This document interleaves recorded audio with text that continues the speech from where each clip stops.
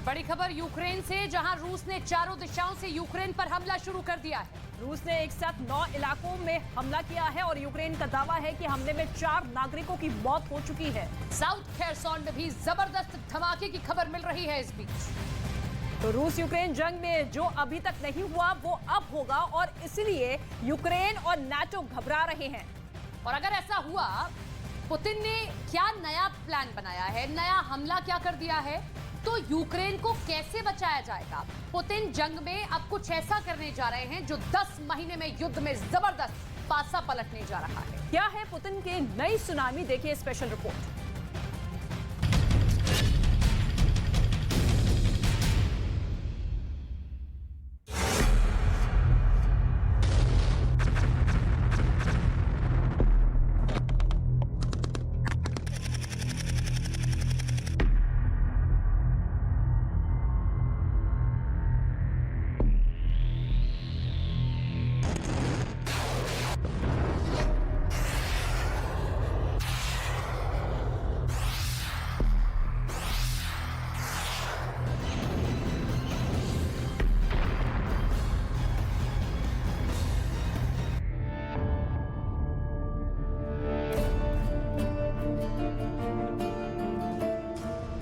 Ukraine, America, Britain और NATO में शामिल 30 मुल्क दावा कर रहे थे कि रूस 10 महीने की जंग में अब हार के कगार पर पहुंच चुका है।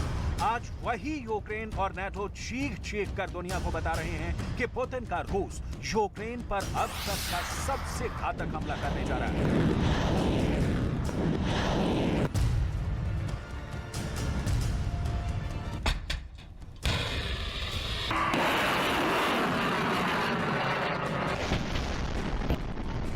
अब तो यहां तक कहा जा रहा है कि मॉस्को से रूस की सेना मौत की सुनामी बनकर सीधे कीव पर हमला करेगी और कुछ घंटों में ही यूक्रेन को तबाह करके रख देगी।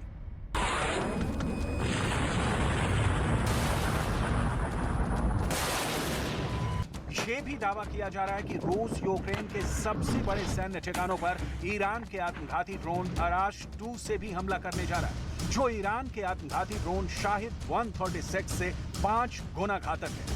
रूस को ईरान ने अराश 2 आत्मघाती ड्रोन दे दिए हैं, जिनकी मारक क्षमता 2000 किलोमीटर तक बताई जा रही है। अब आप जरा अंदाजा लगाइए कि पुतिन के रूस ने कितनी भयानक तैयारी कर रखी है।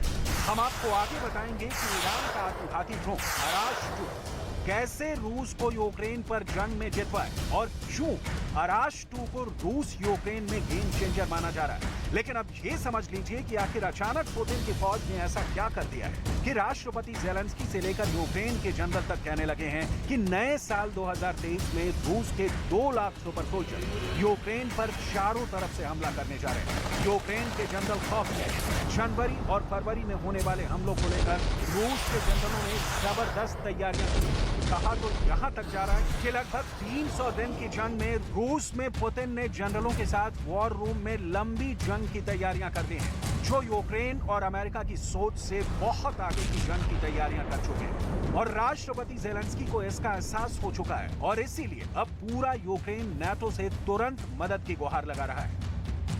До ресурсів на війну проти нашого народу, саме проти людей, проти усіх українців від Луцька до Харкова, від Сум до Одещини.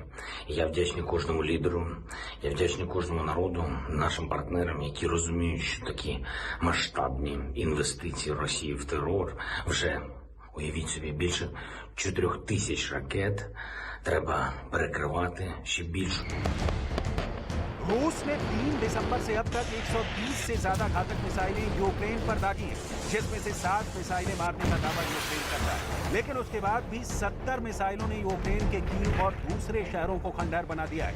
यूक्रेन में सायरन बजाती एम्बुलेंस और दौड़ते भागते लोग, इमारतों से उड़ती लपटें साफ साफ दिखा रही हैं कि ज़ेलेंस्की का यूक्रेन जहन्नुम बन चुका है।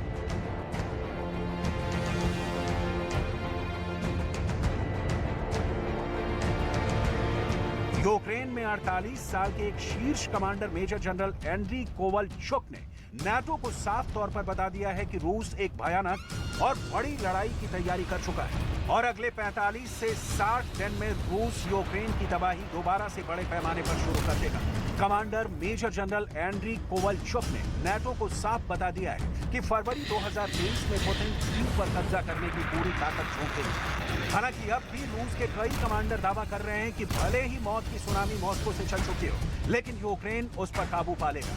वहीं यूक्रेन के commander in chief general Valery Zaluzhny यहां तक कह चुके हैं कि अक्टूबर 2022 में रूस ने 3 लाख रंगदूतों को भर्ती किया था, जिसमें से 2 लाख बेहद माहिर फौजी बन चुके हैं, जिनका अगला टारगेट सीधे कीव है। लेकिन फिर जनरल दावा कर रहे हैं कि हम उनका मुकाबला कर लेंगे।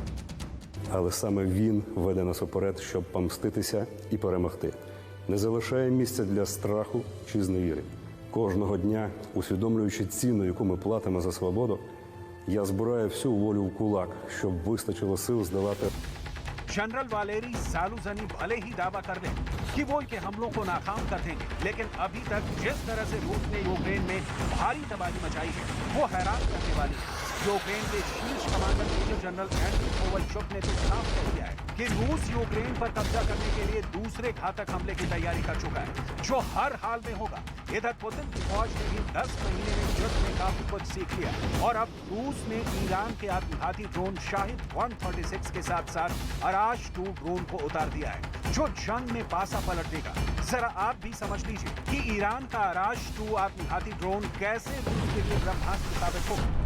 ईरान के ब्रिगेडियर जनरल ओमार हैदरी के मुताबिक अराश 2 की रेंज 2000 किलोमीटर है, जिसे दुनिया में सबसे लंबी दूरी वाले अटैक ड्रोनों में से एक माना जाता है। शाहिद 136 ड्रोन की तुलना में ये 5 गुना तेज और घातक है। शाहिद 136 के प्रोपेलर में शोर होता है, जबकि अराश 2 तेज रफ्तार वाले जेट प्रोपेल्शन का इस्तेमाल करता है, जिसमें शोर काफी कम होता है। अराश 2 को तेज रफ्तार के चलते इसे मार गिराना ना सिर्फ मुश्किल होता है, बल्कि इसकी रेंज भी बढ़ जाती है। कुछ डिफेंस एक्सपर्ट अराश 2 को शाहिद 136 ड्रोन का बाप भी कहते हैं।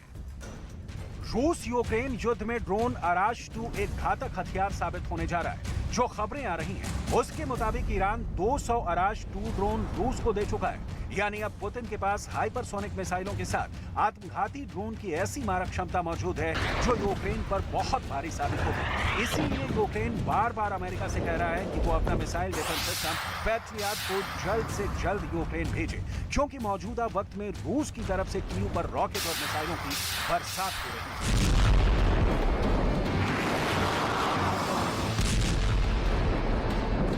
हफ्ते में 130 मिसाइलों के हमले ने यूक्रेन और नाटो को सोचने पर मजबूर कर दिया है कि पुतिन के इस तांडव से कैसे निपटा जाए।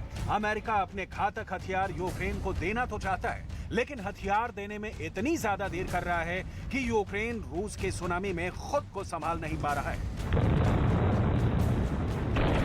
A little over a month ago, when Russia started massively bombarding Ukraine from the air, we were able to very quickly work with our allies and partners to get air defense capabilities there, to include NASAMS, and we've got 6 more on the way.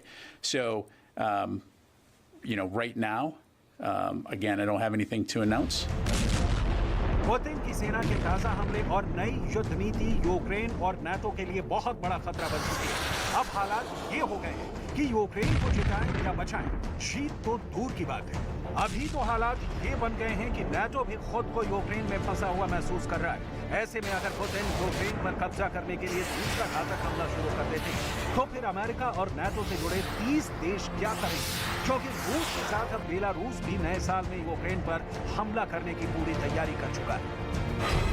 Ukraine पर दूसरे घातक हमले की तैयारी पूरी हो चुकी है। कीव पर कब्जा करने का प्लान पुतिन बना चुके हैं। रूस की 2 लाख सेना का टारगेट कीव है। 2003 में रूस के साथ बेलारूस भी यूक्रेन पर हमला करेगा। बेलारूस के 60,000 सैनिक यूक्रेन पर हमले को तैयार हो चुके हैं।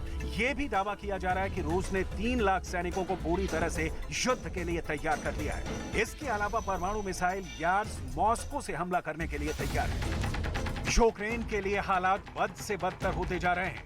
रूस की सेना लगातार आक्रामक होती जा रही है। पुतिन लगातार परमाणु हमले की धमकियां दे रहे हैं, जबकि अमेरिका और नाटो में शामिल 30 देश यही समझ नहीं पा रहे हैं कि यूक्रेन को फ्रांस के सालाना रक्षा बजट के बराबर पैसा देने के बावजूद रूस को यूक्रेन क्यों नहीं हरा पा रहा है। अरबों डॉलर की मदद भी यूक्रेन को पुतिन से बचा नहीं पा रही है और इधर हर दिन पुतिन नए हथियारों के सामने ला रहे हैं, जिसकी वजह से जंग और भयानक हो गई है।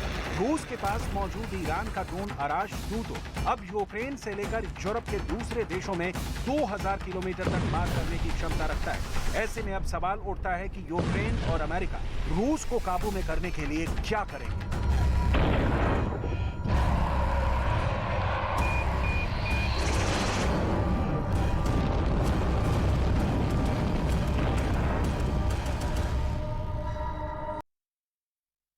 और महायुद्ध के बीच में पुतिन का एक एक कदम ज़ेलेंस्की के माथे पर शिकन ला रहा है। रूस के रक्षा मंत्रालय ने एवेनगार्ड मिसाइल की लॉन्चिंग का एक वीडियो जारी किया इस बीच। एटमी वार का अंदेशा अब जताया जा रहा है। पुतिन के पास विकल्पों का घोर अभाव होता हुआ नजर आ रहा है। पुतिन के सामने अब अपने सबसे भयंकर और हानिकारक हथियारों को लॉन्च करने के अलावा कोई दूसरा रास्ता नहीं बचा है। महाविनाशक अवनगार्ड मिसाइल की तैनाती इसी लिहाज से बहुत खास और खतरनाक है क्योंकि अवनगार्ड मिसाइल यहां गिरती है, वहां बर्बादी की दास्तान सुनाने वाला कोई जिंदा नहीं बच पाता। अवनगार्ड कैसे पलट देगी युद्ध की दिशा और दशा, स्पेशल रिपोर्ट में आप समझिए।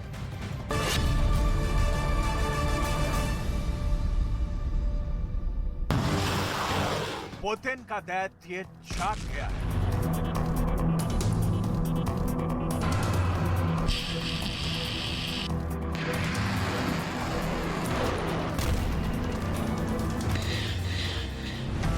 कीव को धूल धूसरित करने के लिए महाविनाशक के डैने फड़फड़ा रहे हैं। खेरसौन की हाहाकारी हार से टूटे पुतिन ने इस महाकाय संहारक को ड्यूटी पर तैनात कर दिया है।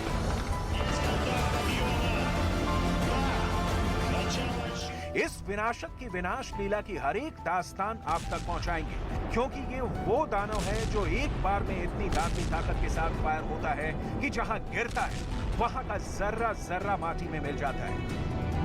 अपने पीछे पुतिन का ये महादैत्य ऐसे निशान छोड़ता है कि आने वाली कई सदियों तक मानव सभ्यता अपने दुर्भाग्य पर आंसू बहाती रहे।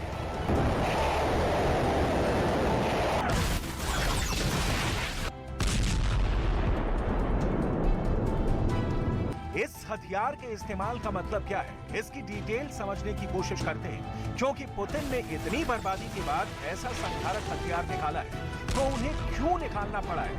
ऐसा ये कौन सा हथियार है जो युद्ध की दशा और दिशा दोनों बदल देगा।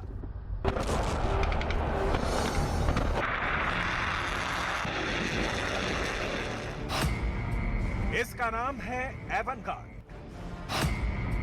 ये हाइपरसोनिक मिसाइल है, आवाज से 27 गुना तेजी वाली रफ्तार, धरती पर किसी भी टारगेट को 30 मिनट में मिटा देने की महाशक्ति।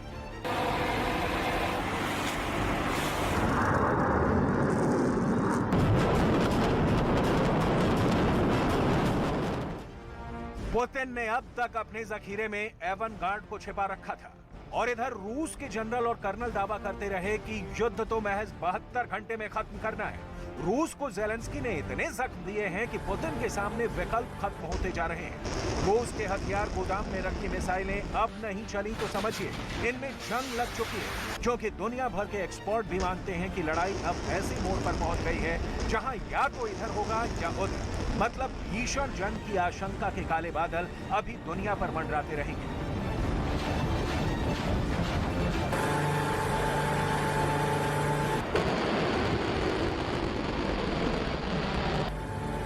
फिलहाल दुनिया की नई संहारक हाइपरसोनिक मिसाइल को और डिटेल में समझते हैं। 27 दिसंबर 2019 को रूसी सेना ने एक नए अंतर महाद्वीपीय मिसाइल सिस्टम को शामिल किया। एवनगार्ड हाइपरसोनिक श्रेणी का मिसाइल सिस्टम है। हाइपरसोनिक श्रेणी में ध्वनि की गति से 5 गुना या उससे अधिक तेज रफ्तार वाली मिसाइलें शामिल होती हैं।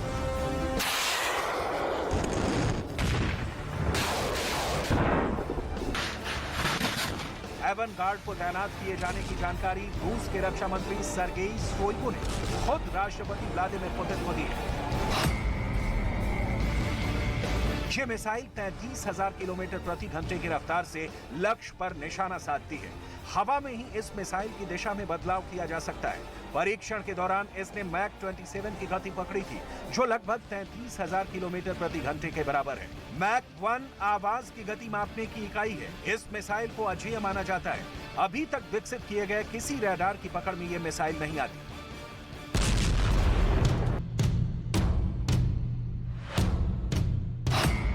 रूस की समाचार एजेंसियों के मुताबिक रक्षा मंत्रालय ने बताया कि एवनगार्ड हाइपरसोनिक मिसाइल के पहले रेजिमेंट को तैनात कर दिया गया है। इस रेजिमेंट को ओरल्स के ओरेनबर्ग क्षेत्र स्थित सैन्य अड्डे पर तैनात किया गया है। इससे पहले भी रूस की हाइपरसोनिक मिसाइलें यूक्रेन पर कहर बरपा चुकी हैं। आपको याद हो तो पहली बार पानी के भीतर से निकली रूस की हाइपरसोनिक मिसाइल ने यूक्रेन को बड़े घाव दिए हैं। रूस दुनिया के उन देशों में शामिल है जिनके पास मिसाइल की सबसे उन्नत तकनीक है। रूस की मिसाइलों की मार ने ही पुतिन को यूक्रेन के 50% हिस्सों पर विजय पताका लहराने का मौका दिया था, वरना रूस के टैंकों को तो अमेरिका की जैवलिन मिसाइलों से ज़ेलेंस्की ने यूक्रेन में उनका कब्रिस्तान बना दिया।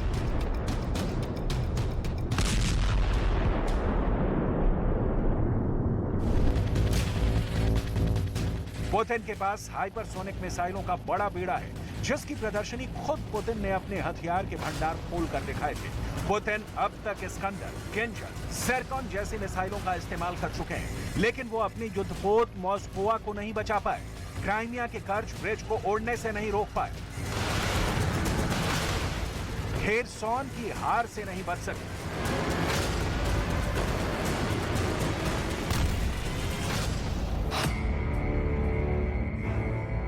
एवनगार्ड मिसाइल सिस्टम 2 हिस्सों से मिलकर बना है, जिसमें हमलावर मिसाइल को एक दूसरे बैलिस्टिक मिसाइल पर री एंट्री बॉडी की तरह ले जाया जाता है। यह मिसाइल हमले से पूर्व के अंतिम क्षणों में तेजी से अपना मार्ग बदलने में सक्षम है, जिसके कारण इसके लक्ष्य का पूर्वानुमान लगाना और इसे निष्क्रिय करना लगभग असंभव है। यह मिसाइल सिस्टम 6,000 किलोमीटर दूर स्थित लक्ष्य को सफलतापूर्वक नष्ट कर सकता है और लगभग 2,000 किलोग्राम के भार के परमाणु हथियार को ले जाने में सक्षम है। एवनगार्ड मिसाइल 2000 डिग्री सेंटीग्रेड तक तापमान सहन कर सकती है। इस मिसाइल में स्क्रैमजेट इंजन का इस्तेमाल किया गया है।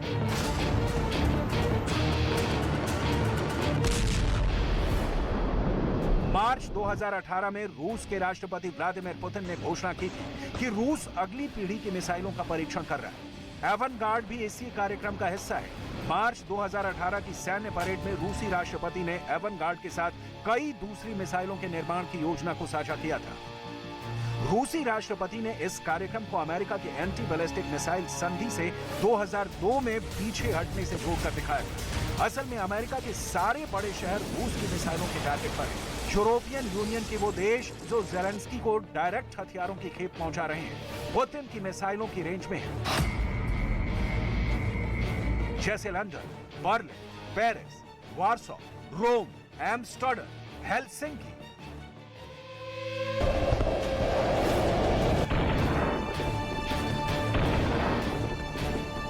पुतिन एवनगार्ड से पहले एक ऐसी खतरनाक मिसाइल का इस्तेमाल जंग में कर चुके हैं। उसका नाम है किंजल मिसाइल।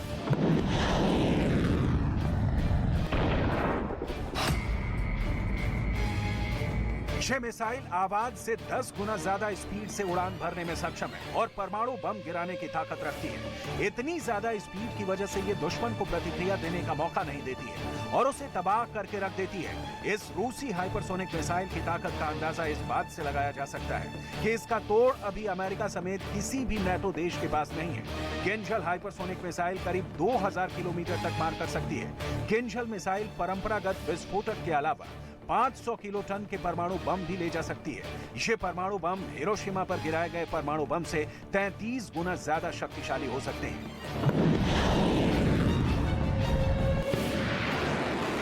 लेकिन इन मिसाइलों की अचूक मार से भी ज़ेलेंस्की डिगे नहीं। यूक्रेन ने सरेंडर नहीं किया। विदेशी हथियार और यूक्रेन की सेना के जोश ने युद्ध में ज़ेलेंस्की को अब तक टिकाए रखा है।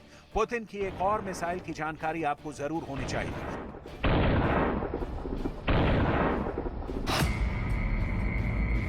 रूस की हाइपरसोनिक क्रूज मिसाइल ज़िरकॉन एक एंटी शिप मिसाइल है। ये मिसाइल ध्वनि की रफ्तार से करीब 9 गुना अधिक तेजी से हवा को चीरती हुई दुश्मन पर हमला कर सकती है। मिसाइल की रफ्तार 8600 किलोमीटर प्रति घंटे की है। ये 1500 किलोमीटर दूरी तक सटीक निशाना लगाने में सक्षम है। ये 300 से 400 किलोग्राम वॉरहेड ले जा सकती है। इसके अलावा ये परमाणु हमला करने में भी पूरी तरह से सक्षम है।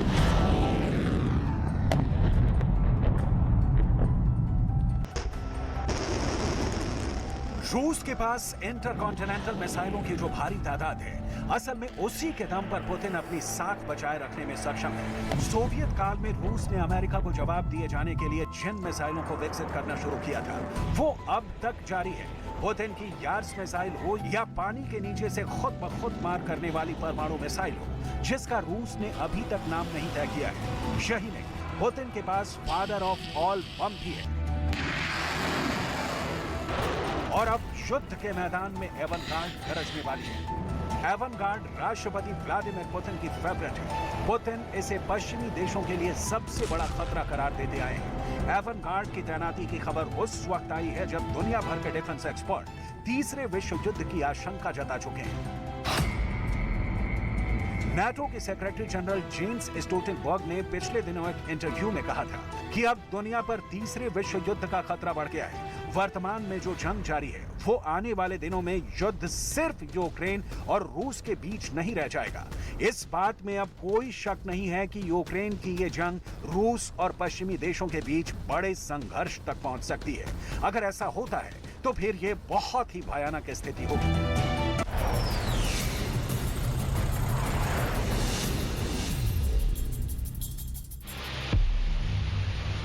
भारत से हजारों किलोमीटर दूर एक तलाश। अगर आपने बुरी नजरों से मंदिर में देखा, सांप आपके पैरों को जकड़ लेंगे।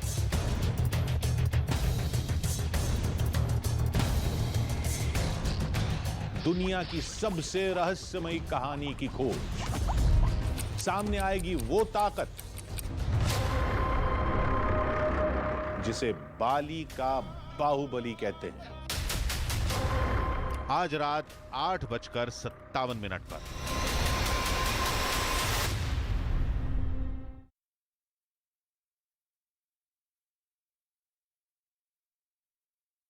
गोल्डन जुबली कार्यक्रम में हुए शामिल।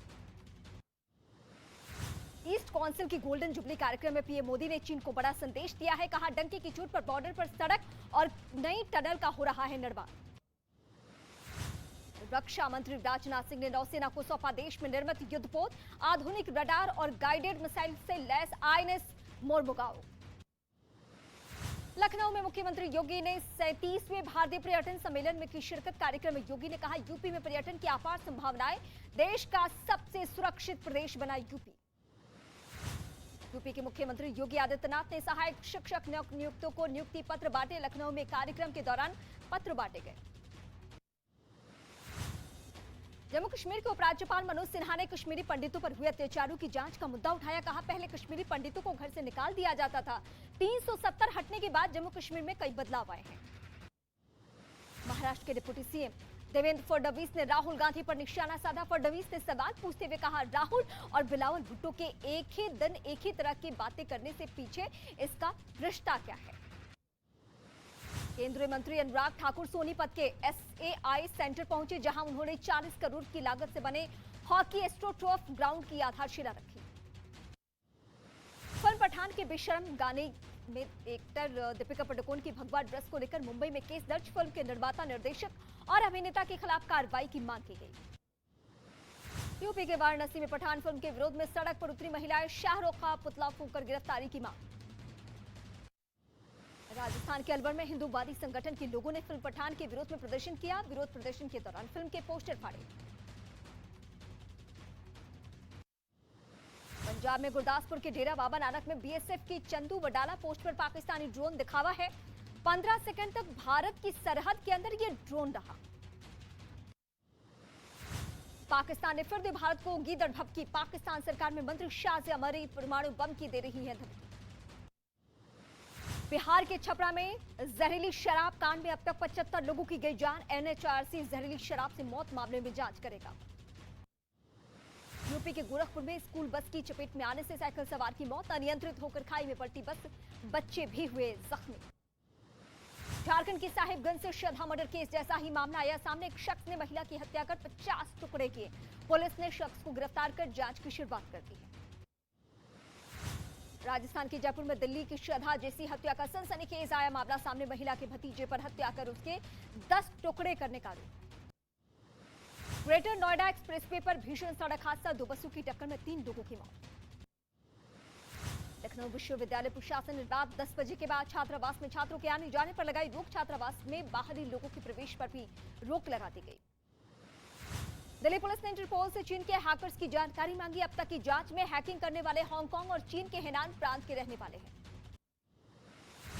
यूपी के रायबरेली में अतिक्रमण के खिलाफ कड़ी कार्रवाई की गई। अवैध कब्जा कर सड़क किनारे बनाए गए ढाबे को गिराया। यूपी के प्रतापगढ़ जिला प्रशासन ने अवैध रूप से कोयला बनाने वालों के खिलाफ कार्रवाई की है। प्रशासन ने बुलडोजर चलाकर 12 से ज्यादा अवैध भट्ठियों को तोड़ा। बिहार के मुजफ्फरपुर के एक प्राथमिक स्वास्थ्य केंद्र पर महिलाओं ने भारी हंगामा किया। अस्पताल के डॉक्टर्स और स्टाफ पर गंभीर आरोप लगाए गए। एमपी के मुरैना में एक प्राइवेट स्कूल चलाने वाले की पिटाई। स्कूल के सामने से ट्रैक्टर चालक को ट्रैक्टर धीरे ले जाने के लिए कहने पर की गई पिटाई। 9 लोगों के खिलाफ केस दर्ज। छत्तीसगढ़ के अंबिकापुर में दुकान खाली करवाने के 2 गुट आपस में बढ़ गए। पुलिस ने केस दर्ज कर जांच की शुरुआत की है। मध्य प्रदेश के सतना में महिलाओं के 2 गुटों के बीच मारपीट, एक आदमी ने भी महिला पर बरसाए डंडे। यूपी के रायबरेली में दबिश देने गई पुलिस टीम को गांव वालों ने घेरकर लाठी से पीटा। पुलिस की पिटाई का वीडियो हुआ वायरल। मध्य प्रदेश के देवास में कुछ लोगों ने मिलकर एक कर्मचारी को पीटा। आरोप है कि उस कर्मचारी ने अवैध तरीके से उन लोगों से वसूली की थी। बिहार ने नगर निकाय चुनाव में लोगों को वोट के बदले शराब बांटे जाने का वीडियो बिहार में वायरल हो चुका है। कुछ लोगों ने शराब के साथ 2 लोगों को पकड़ भी लिया है।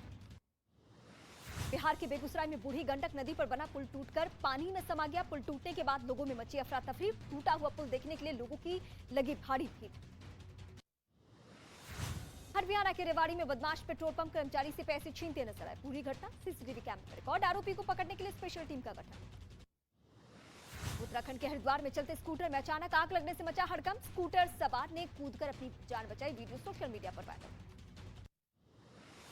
यूपी के गाजियाबाद में कार ने कुत्ते को कुचला। पूरी घटना वहां लगे सीसीटीवी कैमरे में रिकॉर्ड। पुलिस कर रही है आरोपियों की तलाश। बिहार के औरंगाबाद में पुलिस और एसएसबी की टीम ने कुख्यात नक्सली अभिजीत यादव को गिरफ्तार किया है। 2016 में औरंगाबाद लैंड माइंस ब्लास्ट का मास्टरमाइंड है अभिजीत यादव। राजस्थान के बारा में अस्पताल के बाहर मुआवजे की मांग पर परिवार वालों का प्रदर्शन। शाउल लेने से किया इनकार। अवैध खनन करने वालों पर हत्या का आरोप। उत्तराखंड के हरिद्वार में एक आदमी अपनी कार को कूड़ा गाड़ी बनाकर सफाई अभियान जुटा। सफाई वॉलंटियर के समर्पण को देखकर हरिद्वार नगर निगम ने इन्हें अपना स्वच्छता अभियान ब्रांड एम्बेसडर बनाया है। छत्तीसगढ़ के कोरबा में हाथियों ने किसानों की फसल को काफी नुकसान पहुंचाया। करीब 38 हाथियों के झुंड ने खेत में फसल को रौंद डाला। उत्तराखंड के रामनगर में बाघ और हाथियों के खौफ के बीच स्कूल जा रहे बच्चे। स्कूल प्रशासन ने कॉर्बेट के ढेला रेंजर से गुहार लगाई। स्कूली बच्चों के लिए की गई गाड़ी की व्यवस्था। उत्तर प्रदेश के महाराजगंज में तेंदुआ रहायशी इलाकों में घूमता हुआ नजर आया। सीसीटीवी में घूमता हुआ तेंदुआ देख दहशत में लोग। उत्तराखंड के बद्रीनाथ धाम में मास्टर प्लान के दूसरे फेज का तेजी से चल रहा काम, जिसके लिए मंदिर परिसर के आसपास के इलाकों को खाली कराया जा रहा है। दिसंबर के महीने में मुंबई बना सबसे गर्म शहर। मुंबई का तापमान 35.6 डिग्री सेल्सियस दर्ज हुआ। इंडोनेशिया के जावा द्वीप में तूफान ने मचाई तबाही। तूफान की वजह से लोगों की बड़ी परेशानी। यूक्रेन के कीव में क्रिसमस से पहले देखा लोगों का उत्साह। क्रिसमस ट्री के लिए साइकिल चलाकर बिजली बना रहे हैं। युद्ध के बीच रूस में देखिए क्रिसमस की तैयारी। सड़कों पर टैंक पर घूमता नजर आया सेंटा क्लॉज। कीव में हॉलिडे ट्री रोशनी से जगमगाया। खिलौनों और लाइट से सजाया गया ट्री। सबसे ऊपर यूक्रेन का त्रिशूल लगा। लंदन में एक रेस्टोरेंट में लगी आग। क्रिसमस की सजावट का सामान जलकर खाक हुआ। आग से झुलसने से 2 लोग जख्मी हुए। रूस ने कीव पर जोरदार हमला बोला तो अब यूक्रेन ने भी अपनी ताकत का एहसास करा दिया। यूक्रेन एक के बाद एक मिसाइल दागता जा रहा है, जिसके साथ ही हाइमर्स का भी इस्तेमाल किया गया है। खेरसौन में एक बार फिर रूस ने बड़ा हमला कर दिया। रूस के हमले में 1 की मौत हो गई है। डॉनेट्स्क में तबाही का मंजर देखने को मिला, जिसमें हमले की वजह से पूरा इलाका खाली हो गया है, तो वहीं इमारतों को खासा नुकसान पहुंचा है। आज फीफा फुटबॉल वर्ल्ड कप का फाइनल मुकाबला खेला जाएगा। फ्रांस और अर्जेंटीना के बीच होगी टक्कर।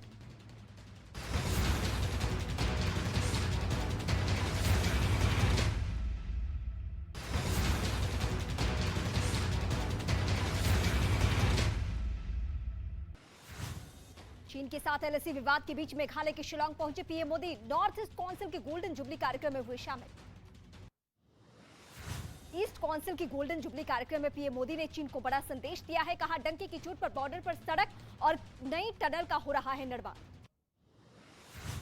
रक्षा मंत्री राजनाथ सिंह ने नौसेना को सौंपा देश में निर्मित युद्धपोत, आधुनिक रडार और गाइडेड मिसाइल से लैस आईएनएस मोरमुगाओ। लखनऊ में मुख्य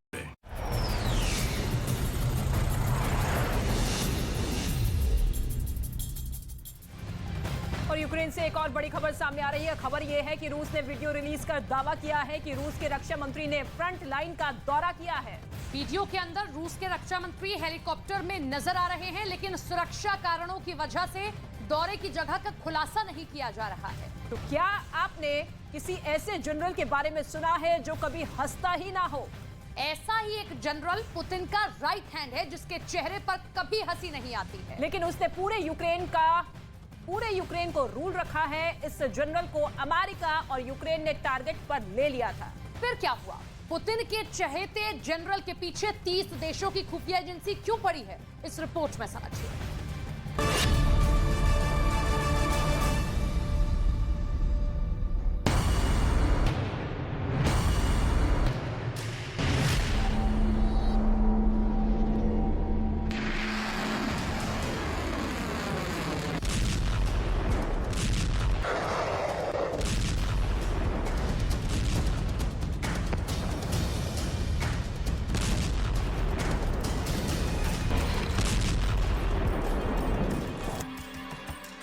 नाटो के 30 देश चाहे कितनी ही धमकियां दे लें, चाहे कितने ही हथियार यूक्रेन की युद्ध भूमि में उतार दें और चाहे कितनी ही ताकत क्यों न लगा दें, फिर भी पुतिन से आज भी नाटो के 30 देशों को बहुत डर लगता है।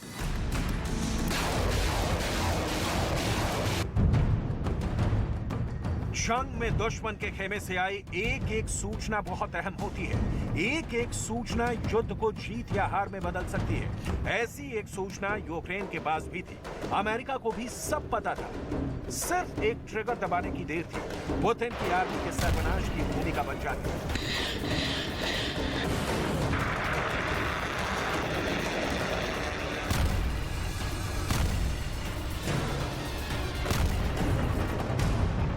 लेकिन ना अमेरिका की हिम्मत हुई और ना ही यूक्रेन की हिम्मत हुई।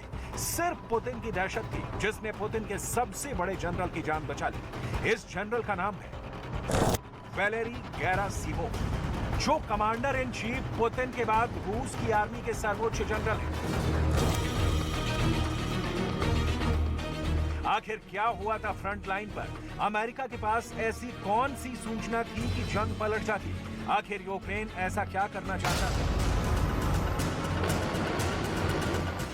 जिसको बाइडेन ने रुकवा दिया? आखिर क्या होने वाला था यूक्रेन के अंदर, जो यूक्रेन और रूस के इस युद्ध का एक अलग और सीक्रेट चैप्टर है? सब कुछ हम आपको बताने वाले हैं। आखिर कौन है ये जनरल वैलेरी गेरासिमोव? पुतिन के इस बेहद क्रूर जनरल का चेहरा जरा गौर से देखिए। हमने इस जनरल की सैकड़ों तस्वीरें देख डाली, लेकिन ये जनरल किसी भी तस्वीर में हंसता क्या, मुस्कुराता हुआ भी दिखाई नहीं दिया। ये बेहद सख्त जनरल है जिसके दिमाग में 24 घंटे 7 दिन सिर्फ और सिर्फ युद्ध चलता है। पुतिन का यही वो जनरल है जो कभी हंसता नहीं, लेकिन पूरे यूक्रेन को रुला रखा है।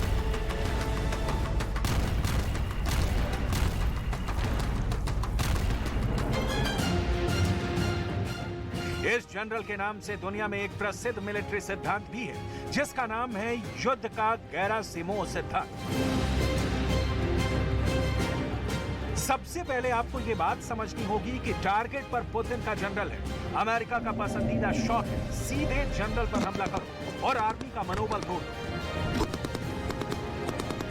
ठीक वैसा ही जैसा ईरान में खामनेई के चहेते जनरल कासिम सुलेमानी को अमेरिका ने टारगेट पर लेकर उड़ा दिया था, जैसे अलकायदा के चीफ अल जवाहिरी को अमेरिका ने हेल फायर ड्रोन से उड़ा दिया था, ठीक वैसे ही अमेरिका के पास पूरा मौका था कि वो पुतिन के चहेते जनरल गेरासिमोव को भी उड़ा सकता था।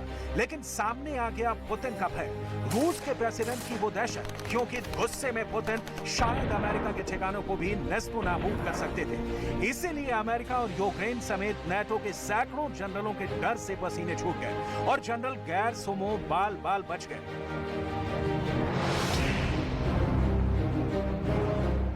रूस के राष्ट्रपति पुतिन रूस की सेना के सर्वोच्च कमांडर यानी सुप्रीम कमांडर इन चीफ है और इसके बाद रूस के चीफ ऑफ जनरल स्टाफ का नंबर आता है जो वैलेरी गेरासिमोव है। मई के महीने में जनरल वैलेरी गेरासिमोव यूक्रेन के अंदर जंग लड़ रही रूस की आर्मी के एक मोर्चे पर गए थे। दावा किया जा रहा है कि यह जगह खार्किव के पास इज्यूम में थी। पुतिन के सर्वोच्च जनरल गेरासिमोव यहां रूस के सैनिकों का मनोबल बढ़ाने के लिए गए थे। उनका मकसद फ्रंट लाइन पर रूस के सैनिकों की तैयारी को भी देखना था, लेकिन यूक्रेन की बेहद खतरनाक खुफिया एजेंसी को इस बात की भनक लग गई। यूक्रेन के खुफिया एजेंसी का नाम है intelligence service of Ukraine. Ukraine के इंटेलिजेंस में 30,000 से ज्यादा जासूस और एजेंट हैं। यूक्रेन की इंटेलिजेंस एजेंसी में ब्रिटेन के खुफिया एजेंसी MI5 से 7 गुना ज्यादा कर्मचारी हैं।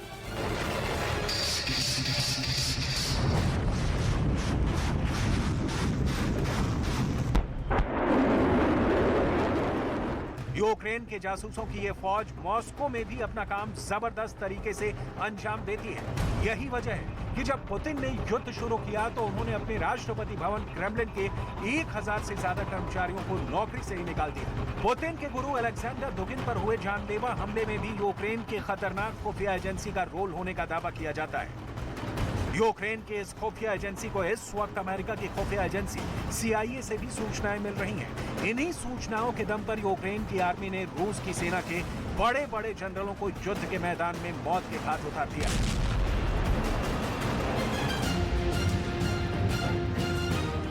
और ये भनक भी यूक्रेन की खुफिया एजेंसी को लग गई थी कि रूस के chief of general staff Valery Gerasimov Izium में फ्रंट लाइन पर मौजूद है। यूक्रेन की आर्मी ने पुतिन के चहेते जनरल को टारगेट करने का मन बना लिया था। ज़ेलेंस्की भी फैसला लेने वाले थे। पुतिन को इस खतरे की भनक भी नहीं लग पाई थी। पुतिन ये सोचकर बेफिक्र थे कि जनरल वैलेरी गेरासिमोव का ये दौरा बेहद खुफिया है और किसी को कानो कान खबर नहीं है। लेकिन यूक्रेन की जंग में सबसे बड़ी अनहोनी से पहले ही अमेरिका से एक फोन कॉल यूक्रेन गया और इसी फोन कॉल में यह तय हो गया कि रूस के सबसे बड़े और पुतिन के प्रिय जनरल को अभी टारगेट पर ना लिया जाए। इसके बाद ज़ेलेंस्की को फैसला टालना पड़ा। ज़ेलेंस्की खून का घूंट पीकर रह गए, लेकिन दुनिया के कई अखबारों में एक खबर छपी थी कि रूस के chief of general staff Valery Gerasimov Izium के दौरे पर गए थे और वो घायल हो गए हैं। उनके पैर में चोट लगी है, लेकिन ये बात साबित नहीं हुई है क्योंकि पुतिन ने मॉस्को में एक बेहद अहम मीटिंग ली है जिसमें रूस के रक्षा मंत्री सर्गेई शोइगु और रूस के chief of general staff Valery Gerasimov शामिल थे। आप देख सकते हैं ये गेरासिमोव की सबसे ताजा तस्वीरें हैं जिसमें गेरासिमोव एकदम स्वस्थ नजर आ रहे हैं। इस जंग में पुतिन के लेफ्ट और राइट हैंड रूस के रक्षा मंत्री सर्गेई शोइगु और chief of general staff Valery Gerasimov है। पुतिन ने अपने इन दोनों सबसे खास आदमियों के साथ एक मीटिंग की और यूक्रेन की जंग के हालातों पर भी चर्चा की। Заслушаем сегодня командующих на каждом операционном направлении и хотел бы выслушать.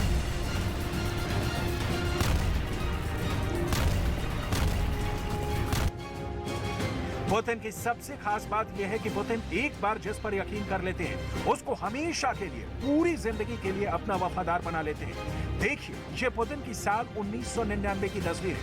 ये आज से 23 साल पुरानी तस्वीर है जिसमें आप पुतिन के साथ इस वक्त रूस के रक्षा मंत्री सर्गेई शोइगु को भी देख सकते हैं। ये पुतिन की ही कृपा है कि बीते 10 सालों से सर्गेई शोइगु रूस के रक्षा मंत्री हैं, लेकिन गेरासिमोव एक ऐसे जनरल हैं जो अपनी योग्यता की वजह से पुतिन के बेहद करीब आ गए। जनरल गेरासिमोव ने दुनिया को एक मिलिट्री सिद्धांत भी दिया है जिसे युद्ध का गेरासिमोव सिद्धांत कहते हैं। इस सिद्धांत के मुताबिक जमीन पर लड़े जा रहे युद्ध के अलावा भी दुश्मन को राजनीतिक और आर्थिक मोर्चे में घेरना बहुत जरूरी होता है। गेरासिमोव के मुताबिक युद्ध के साथ साथ हमेशा दुश्मन के साथ शांति वार्ता भी चलाकर रखनी चाहिए ताकि दुश्मन को हमेशा भ्रम में रखा जा सके। जमीन पर लड़े जा रहे युद्ध के अलावा दुश्मन की आर्थिक नाकेबंदी भी बहुत जरूरी है। दुश्मन देश के राष्ट्राध्यक्ष के खिलाफ विपक्ष को धार देने की रणनीति भी गेरासिमोव सिद्धांत का ही हिस्सा है। कई डिफेंस एक्सपर्ट का यह दावा है कि इस वक्त यूक्रेन पर रूस ने जिस तरह का युद्ध थोपा है वो पूरी तरह गेरासिमोव सिद्धांत से मेल खाता है। खास तौर पर यूक्रेन के अंदर बिजली घरों पर हमला करके यूक्रेन के लाखों लोगों को सर्द बर्फीली हवाओं का शिकार बनाना भी गेरासिमोव सिद्धांत की ही एक निशानी है। 16 декабря по системам военного управления оборонно-промышленного комплекса и обеспечивающим их объектам энергетики Украины. दरअसल जनरल गेरासिमोव यूक्रेन ही नहीं अमेरिका के भी दुश्मन नंबर 1 है। जनरल गेरासिमोव पर दुनिया में कई तरह के प्रतिबंध अमेरिका की मदद से लगवाए गए हैं। यूरोपियन यूनियन ने भी गेरासिमोव पर प्रतिबंध लगाए हैं, लेकिन जनरल गेरासिमोव की मिसाइलों पर कोई प्रतिबंध नहीं लग सकता है। और यही वजह है कि खेरसॉन के अंदर अब भी पुतिन की आर्मी ने तबाही मचा रखी है। ये तस्वीरें खेरसॉन से आई हैं, जहां एक घर के ऊपर छत को तोड़कर रॉकेट मकान के अंदर फटा और एक शख्स की जान चली गई। ये बेहद खतरनाक तस्वीरें पूरी दुनिया में दहशत पैदा कर रही हैं। यूक्रेन इस वक्त दुनिया का सबसे खतरनाक इलाका बन चुका है।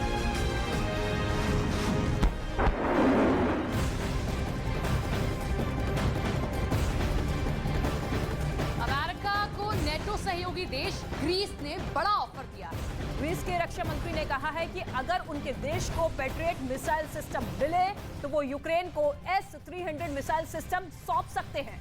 हालांकि अमेरिका ने ग्रीस के इस ऑफर का कोई जवाब नहीं दिया है। ग्रीस खुद अपने पड़ोसी देश तुर्की से खतरे का सामना कर रहा है। ऐसे में उसे अमेरिका के पैट्रियट डिफेंस सिस्टम की जरूरत पड़ रही है। तो जॉइंट डायरेक्ट अटैक म्यूनिशन यानी कि JDAM वो हथियार जो टारगेट को हिट करने की 95% तक की गारंटी देता है। वो हथियार जो दुनिया के सबसे एडवांस तकनीक से लैस है।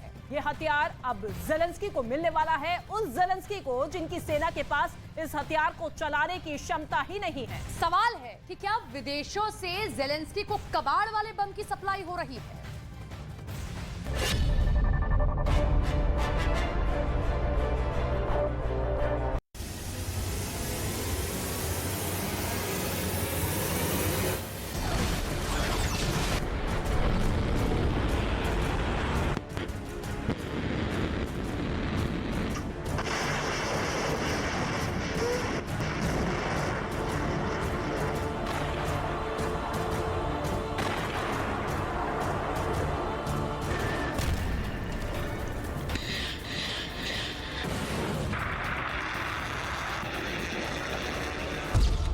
विदेश से मांगे जिन हथियारों के दम पर ज़ेलेंस्की अपनी युद्ध वाली जिद पालते आए हैं, उसका अब रेशा रेशा बिखरना तय दिख रहा है। जखीरा पर जखीरा जमा करने वाले ज़ेलेंस्की को जो बाइडेन वो बम देना चाहते हैं जिसका इस्तेमाल तक करना यूक्रेन को ना आता है, ना उसे चलाने की तकनीक उसे मालूम है।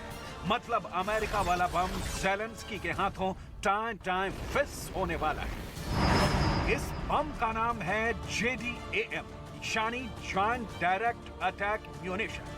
वास्तव में JDAM एक गाइडेंस किट है जो कि अनगाइडेड बम को गाइडेड मिसाइल में बदलने की क्षमता रखते हैं, जिसका मतलब है हमले के दौरान बेहद सटीक निशाना। इस सिस्टम को करीब करीब 95% तक सही पाया गया है, यानी दुश्मन पर दागी जाने वाली मिसाइल में लगी कीमत बर्बाद नहीं जाएगी। उसका शिकार होना ये JDAM पक्का कर देता है। इस JDAM के कई नाम हैं, जिनमें से एक नाम है गूंगा बम और दूसरा नाम है स्मार्ट बम। इस बम में GPS लगे होते हैं जो 28 किलोमीटर तक की मारक क्षमता से लैस होते हैं। GPS के जरिए स्मार्ट बम की टारगेट के लिए एक्यूरेसी बढ़ जाती है। JDAM से लैस बम 227 किलोग्राम से लेकर 907 किलोग्राम तक के होते हैं। JDAM को अमेरिका की वायुसेना और नेवी ने विकसित किया है। अब सवाल उठता है कि JDAM वाले खतरनाक सिस्टम का इस्तेमाल ज़ेलेंस्की चाह कर भी नहीं कर पाएंगे। ऐसा कहने के पीछे आधार क्या है? क्योंकि ज़ेलेंस्की की सेना तो दुनिया के सबसे एडवांस अमेरिका के एयर डिफेंस सिस्टम का इस्तेमाल कर रही है, लेकिन JDAM का इस्तेमाल करने में असमर्थ है। असल में ये दावा किया है रूस के एक डिफेंस एक्सपर्ट ने, जिसमें कहा गया है कि यूक्रेन की नेवी के पास JDAM के ऑपरेशन की क्षमता ही नहीं है।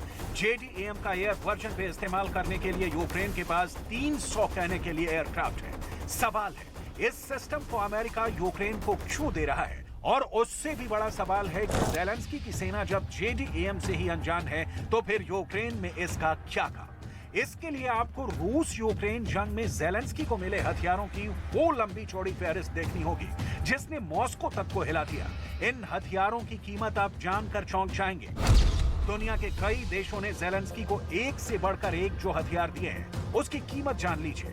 अमेरिका ने कुल 9 महीने में ज़ेलेंस्की को 1850 करोड़ से ज्यादा के हथियार सप्लाई किए हैं। ज़ेलेंस्की को हथियार देने वालों में नंबर 2 पर है जर्मनी, जिसने ज़ेलेंस्की को करीब 250 करोड़ के हथियार दिए हैं।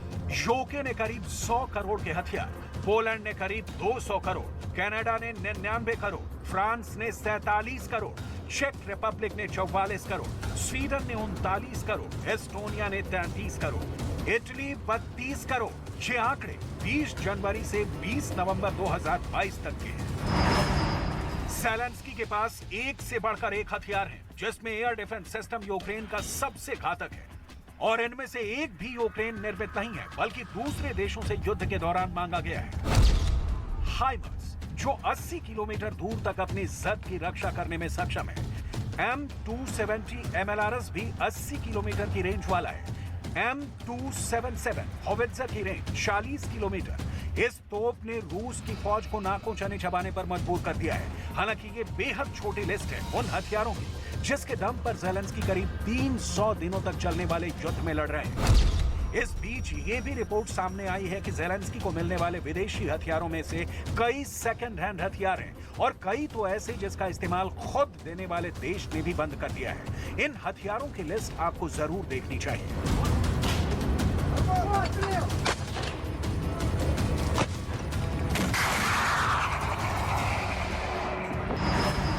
लेकिन उसके पहले नए सिस्टम JDAM की खासियत जान लीजिए, क्योंकि ज़ेलेंस्की को यह हथियार मिला और युद्ध में चला तो बर्बादी की नई कहानी आपको दिखेगी, जिसमें जलता हुआ यूक्रेन सिर्फ नहीं होगा, रूस भी होगा, बेलारूस भी हो सकता है, पोलैंड भी हो सकता है।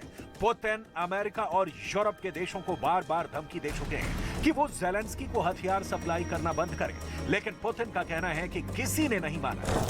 अमेरिका ज़ेलेंस्की को जैसे घातक और खतरनाक हथियार मुहैया करा रहा है, उससे लगता है कि पुतिन को भी अपने अचूक हथियार जैसे ब्रह्मास्त्र का इस्तेमाल करना ही होगा।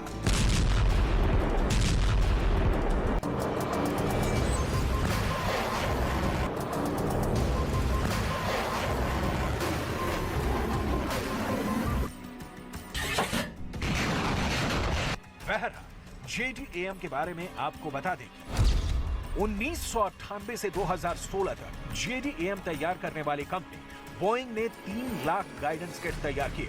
2017 में कंपनी रोजाना 130 गाइडेंस किट तैयार कर रही थी।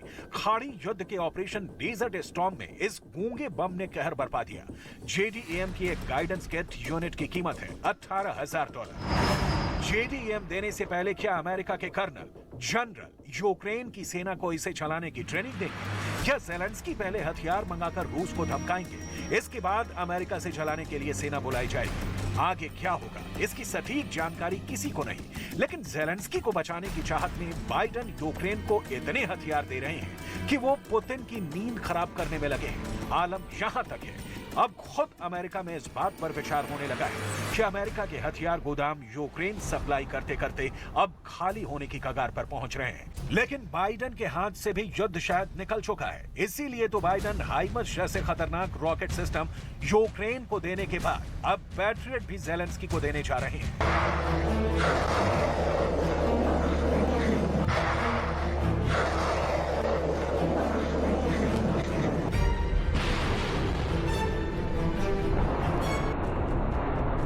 अमेरिका ने नेटो देशों पर भी यूक्रेन को हथियार देने का दबाव डाला है। युद्ध की शुरुआत के कुछ महीनों तक इन देशों ने यूक्रेन को भारी मात्रा में हथियार दिए।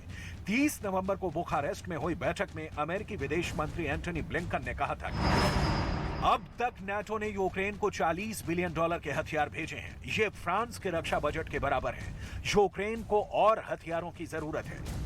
अमेरिका ही नहीं, नाटो देशों के पास हथियारों की कमी पहले से ही है। ऐसे में अमेरिका अपने राजनयिकों के जरिए दुनिया भर के देशों से यूक्रेन के लिए हथियारों की व्यवस्था कर रहा है। सच्चाई ये है, यूक्रेन को हथियार देने के कारण नाटो देशों के शस्त्रागार खाली होने लगे हैं। कई देशों में हथियारों की कमी के कारण हालत गंभीर है। इस कारण इन देशों ने यूक्रेन को हथियार देना कम कर दिया है। ऐसे में यूक्रेन के पास हथियारों की कमी होने लगी है।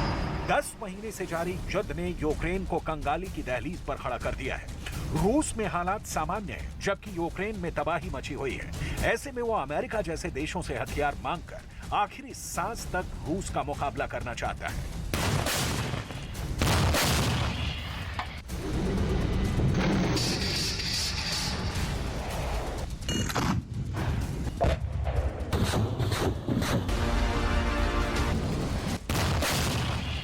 उधर रूसी राष्ट्रपति व्लादिमीर पुतिन कई बार बोल चुके हैं कि यूक्रेन में रूसी सेना का स्पेशल ऑपरेशन जारी रहेगा। इस हालात में कुल मिलाकर तो यही कह सकते हैं कि पुतिन की तरह बाइडेन ना यूक्रेन से पीछे हट सकते हैं, ना ज़ेलेंस्की को मदद करने से मना कर सकते हैं, क्योंकि सवाल साख का है, सवाल नाटो का है, सवाल पुतिन को परास्त करने का है। लिहाजा इस सवाल का जवाब ये है कि युद्ध अब कब तक चलेगा, इसका फिलहाल किसी के पास जवाब नहीं है। रही बात ज़ेलेंस्की को मिलने वाले हथियारों की खेप की, तो इसका पोलैंड के रास्ते पहुंचना जारी रहेगा। लेकिन अब ये देखना है कि इन हथियारों के बल पर ज़ेलेंस्की पुतिन के सामने कितने दिनों तक टिके रह सकेंगे।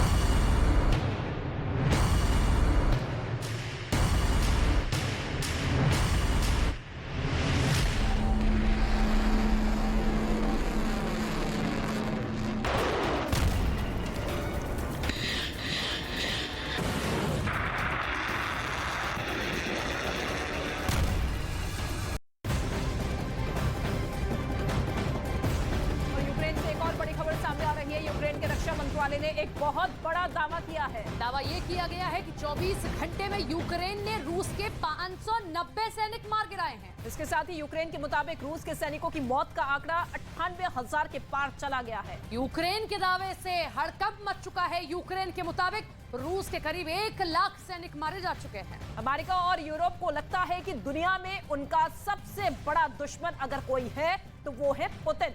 लेकिन किसी को अंदाजा नहीं है कि मॉस्को के अंदर एक शख्स ऐसा भी है जो पुतिन से भी ज्यादा खतरनाक है और जिसे पुतिन का दिमाग कहा जाता है। दुनिया इस शख्स को पुतिन का गुरु भी कहती है, जैसा नाम है अलेक्जेंडर दुगिन। कौन है दुगिन, जिन्होंने यूक्रेन के युद्ध में सर्वनाश की सबसे बड़ी भविष्यवाणी की है? रिपोर्ट देखिए।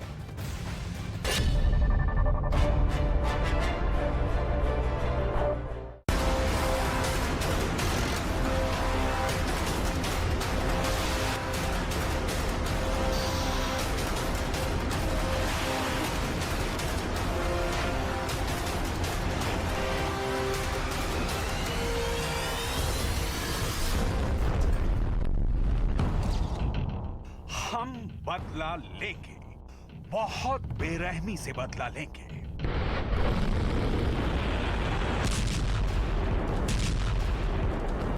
ये बयान है पुतिन के गुरु का, जिनको दुनिया अलेक्जेंडर दुगिन के नाम से जानती है।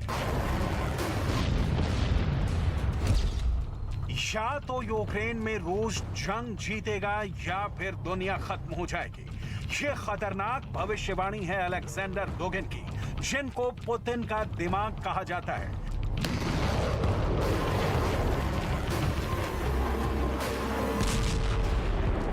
America, France, Germany, Italy, Britain और इजराइल दुनिया के बड़े बड़े देशों के खुफिया एजेंसियां और दुनिया के बड़े बड़े जासूस इस वक्त सिर्फ और सिर्फ एक ही सवाल का जवाब तलाशने में जुटे हुए हैं।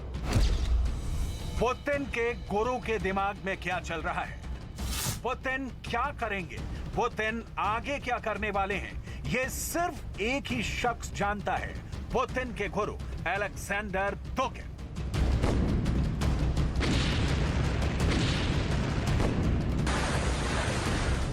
पुतिन अब किस देश पर हमला करने वाले हैं? पुतिन कहां-कहां परमाणु बम फिट करने वाले हैं?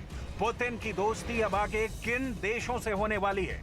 ये सब कुछ पुतिन के गुरु ने पहले ही तय कर दिया है। पुतिन के गुरु दोगिन ने पहले ही अपनी किताब में अगले 20 साल में होने वाले हर युद्ध की भविष्यवाणी पहले ही कर दी है। और यही वजह है कि अमेरिका से लेकर ब्रिटेन तक के डिप्लोमेट पुतिन के गुरु की ये किताब पढ़ रहे हैं, फाउंडेशन ऑफ जियोपॉलिटिक्स। और अब पुतिन के गुरु ने एक ऐसा बयान दिया है कि वॉशिंगटन से कीव तक लेकर बैठकों का दौर चल रहा है। ज़ेलेंस्की से लेकर बाइडेन तक चिंता में पड़े हुए हैं। अगर पुतिन से किसी तरह निपट लिया तो भी जीत नहीं होगी, क्योंकि पुतिन के आगे दोगिन है।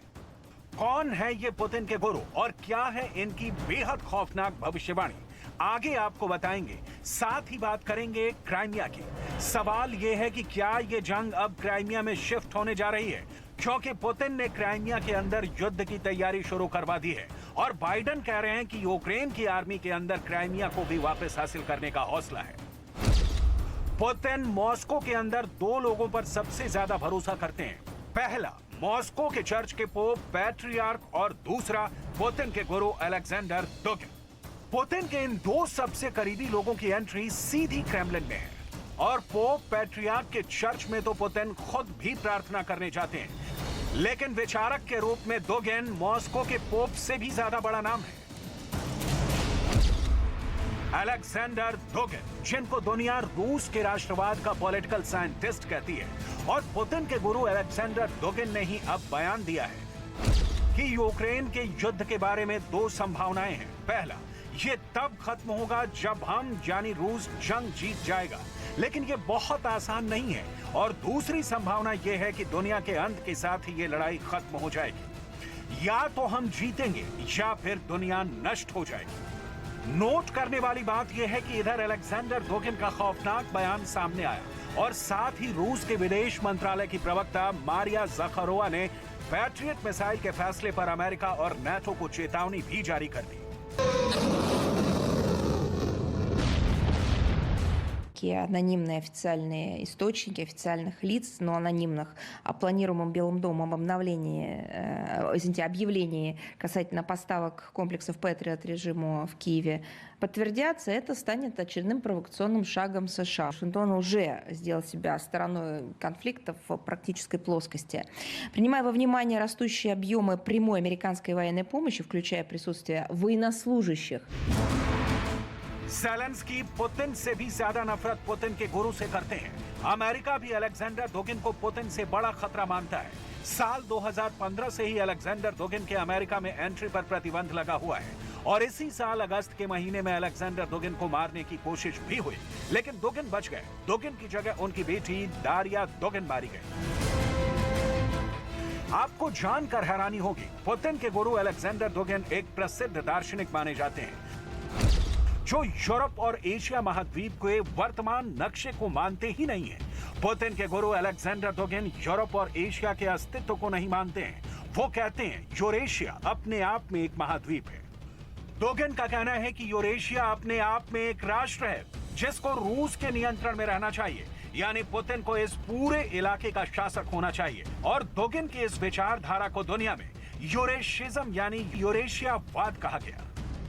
पुतिन के गुरु का एक ही सपना है, अखंड रूस। सोवियत संघ के जो हिस्से टूट चुके हैं उनको दोबारा रूस के झंडे तले लाना, यही पुतिन के गुरु की जिंदगी का एकमात्र मकसद है।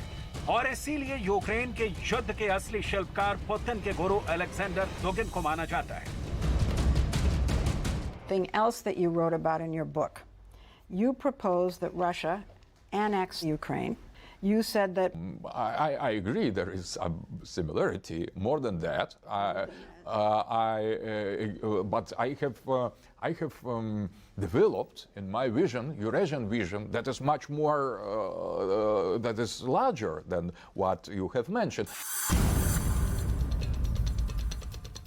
जब पुतिन पर यह आरोप लगे कि उन्होंने ईरान से ड्रोन लेकर दुनिया में इस्तेमाल किए, तो उन लोगों को जरा भी हैरानी नहीं हुई जिन्होंने पुतिन के गुरु की किताब फाउंडेशन ऑफ जियोपॉलिटिक्स को पढ़ा हुआ था। दरअसल इसी किताब में यह साफ लिखा है कि मुस्लिम देशों से रूस को सामरिक संबंध बनाने चाहिए पुतिन के गुरु दुगिन कितने खतरनाक हैं, अगर आप ये बात जानेंगे तो आपके होश उड़ जाएंगे। अलेक्जेंडर दुगिन ने अपनी किताब फाउंडेशन ऑफ जियोपॉलिटिक्स में लिखा है,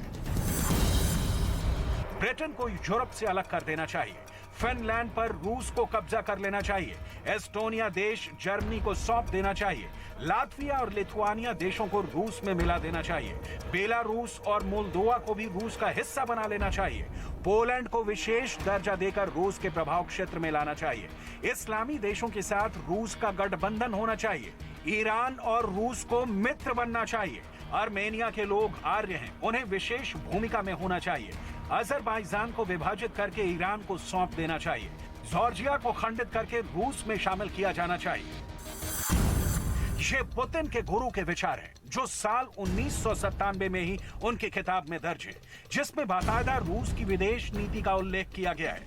पुतिन अपने गुरु दुगिन की इसी किताब के आधार पर ईरान, तुर्की और सीरिया के साथ अच्छे रिश्ते कायम करने की कोशिश करते रहे हैं। Something else that you wrote about in your book. You proposed that Russia annex Ukraine. You said that Russia should encourage Britain to leave the EU, Brexit. You suggested that Russia make Iran an ally. Now, it does sound as if Mr. Putin is following your blueprint. All of these things, right out of your book, and he's doing it. That was the same thing that they have said introducing me in the John Hopkins Institution 20 years ago in Washington. So I agree there is a similarity. More than that, but I have developed in my vision, Eurasian vision, that is much more, that is larger than what you have mentioned. That is only first steps. In order but to he followed your restore... first steps. He followed exactly Yes, the first steps. That's take too long. So he is in the absolute position of absolute power. Putin के मन में America के खिलाफ जो गुस्सा है, उसको भरने का असल काम भी अलेक्जेंडर दुगिन के विचारों ने ही किया है। अलेक्जेंडर दुगिन ने ऐलानिया पूरी दुनिया में ये कहा था कि अमेरिका का साम्राज्य खत्म हो जाना चाहिए। दुगिन के बयानों को सुनकर भी अमेरिका के कैंप में ये प्लानिंग तैयार की जा रही है कि रूस से क्राइमिया का प्रायद्वीप भी छीन लिया जाए, जो पहले यूक्रेन का ही हिस्सा था, लेकिन 2014 में पुतिन ने कब्जा कर लिया था। अमेरिका के रणनीतिकारों ने बाइडेन को बताया है कि यूक्रेन की आर्मी क्राइमिया को भी हासिल कर सकती है और रूस को क्राइमिया से बाहर निकाल सकती है, लेकिन मुश्किल पुतिन के गुरु अलेक्जेंडर दुगिन है, जो कि पुतिन को परमाणु हमले की सलाह भी दे सकते हैं। पुतिन भी अमेरिका की इस चाल को पहले ही समझ चुके हैं। यही वजह है कि उन्होंने क्राइमिया के अंदर युद्ध की तैयारियां शुरू कर दी हैं और किसी भी हमले की स्थिति से निपटने के लिए क्राइमिया में खाइयां खोदने का दौर भी शुरू हो चुका है। ज़ेलेंस्की खेरसोन का एक हिस्सा तो पहले ही जीत चुके हैं और अगर वो नाइपर नदी को पार करने का जोखिम उठाने में सफल हो गए तो क्राइमिया पर भी ज़ेलेंस्की हमलावर हो सकते हैं। ज़ेलेंस्की कई बार अपने भाषणों में क्राइमिया का जिक्र भी कर चुके हैं। Під мирним небом в центрі нашої столиці, на Майдані Незалежності, шлях туди сьогодні лежить через інші наші площі та вулиці, інші наші міста і села. Стійко та самовіддано ви прокладаєте цей складний шлях через звільнення центру, півночі, півдня, сходу нашої держави, через звільнення наших прекрасних міст, Ірпінь, Бородянка, Буча, через Бахмут, Ізюм. ये दुनिया के लिए बहुत खतरनाक स्थिति होगी, क्योंकि पुतिन के गुरु अलेक्जेंडर दुगिन पहले ही ये कह चुके हैं कि अगर यूक्रेन के अंदर रूस नहीं जीता तब दुनिया खत्म हो जाएगी। ये सीधे सीधे परमाणु बम के इस्तेमाल की धमकी है। बड़ी बात यह भी है कि क्राइमिया करीब 8 सालों से रूस में ही शामिल रहा है। इसीलिए रूस और पुतिन अब क्राइमिया को रूस के हिस्से की तरह से ही देखते हैं। ऐसे में अगर जंग क्राइमिया तक बढ़ी तो परिणाम बेहद खतरनाक हो सकते हैं।